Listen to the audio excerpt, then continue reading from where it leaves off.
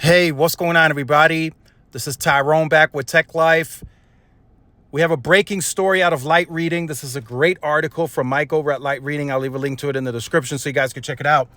So SpaceX is saying that T-Mobile's direct-to-cell service is launching commercially this fall.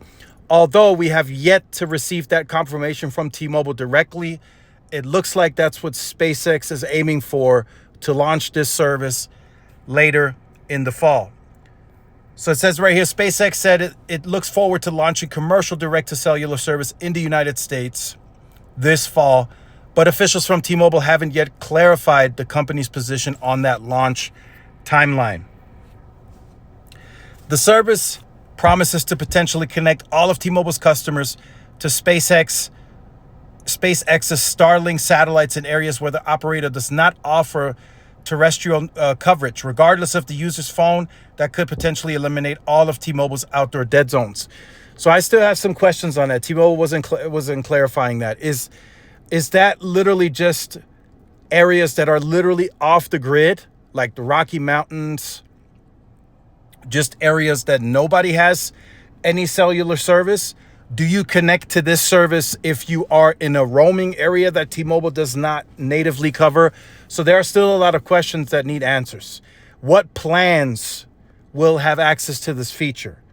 I'm quite positive either the Go 5G Plus or the Go 5G Next will have this included in the plan, and the rest of the plans you will probably have to pay some kind of day pass or however they're going to do it as an add-on. It will probably be an add-on coming this fall.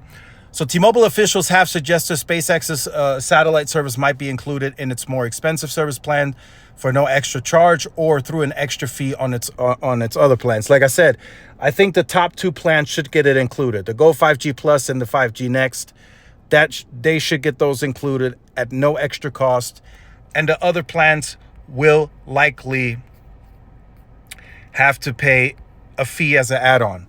So this is still interesting. I still want to see how this is going to perform. If SpaceX has enough satellites out there and T-Mobile paid enough to densify the satellites, right, to allow more users, then if it's a solid connection to where you can continue streaming your music, because I think the service is much further along than they originally discussed. I truly believe that. Originally, they were just supposed to make a couple of phone calls, maybe send a text, and they said even that would take like 30 minutes to send a text and receive a text, right? But then recently we saw them testing video calls, which I think shows that, hey, these guys are already much further along and the technology is evolving much quicker. It was, even at the time, it was sort of a wait and see approach when they first made the announcement and they had this big meeting with Elon and Mike Sievert. Elon was saying we still have to see how this all plays out once it's actually in space and we can test. And I think once that happened and they did the testing, they saw, hey, this actually works a lot better than we had anticipated. And that's the message that they relayed to T-Mobile.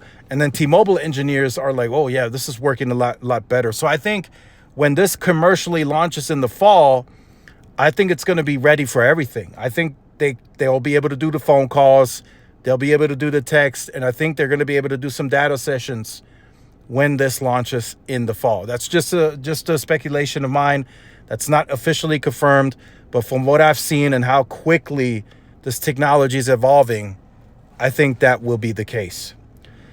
So let me know your thoughts in the comments. This is very interesting. Like I said, there's still a lot of questions out there. Like I said, does this mean there will be no more roaming now for T-Mobile? It's all going to be native. Because the second that you don't have native service, your phone is going to scan and likely connect to the satellite first.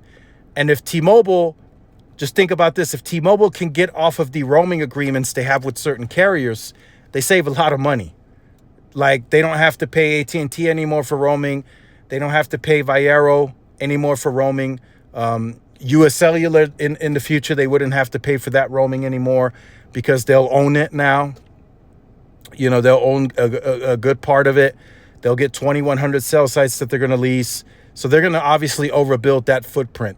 So this really may just be, this service really may just be for like super rural areas that just from a return on investment make no sense to build out. And that's why they're only giving up the PCSG block, right? They don't want to sacrifice any of their low band on their terrestrial network to weaken that to build out this satellite direct to cell. So let me know your thoughts in the comments. Like, share, subscribe if you're new. Follow my social media outlets. This is Tyrone with Tech Live. See y'all in the next one. Peace.